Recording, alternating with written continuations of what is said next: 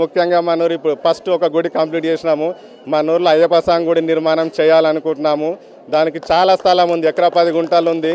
మన ఊర్లో 30 చాలా పెద్ద పెద్ద స్వాములు ఉన్నారు. అమలాపూర్లో మంచి భజన మండలి ఉంది.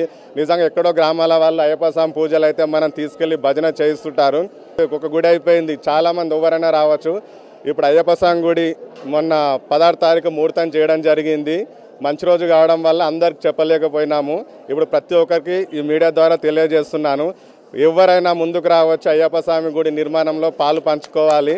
నిజంగా అయ్యప్ప స్వామి అనుకుంటే ఖచ్చితంగా అవుతుంది. కానీ ప్రతి ఒక్కరు ఎంతో కొంత సాయం చేయండి, గుడి నిర్మాణంలో పాలు పంచుకోండి. ఈరోజు మేము ఇద్దరం మాట్లాడుతున్నాము. నెక్స్ట్ అయ్యప్ప స్వామి గుడి మాట్లాడితే మనం 2000 జనాభా, 2000 మంది జనాభా.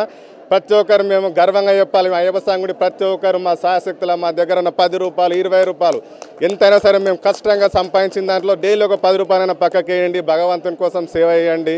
మన సనాతన ధర్మం చెప్పినట్టు ఎన్నో ఖర్చు చేస్తుంటారు. బర్త్డేలని, మ్యారేజ్ డేలని, ఫ్రెండ్స్ అని ఎంతో డబ్బు ఖర్చు పెడుతుంటారు.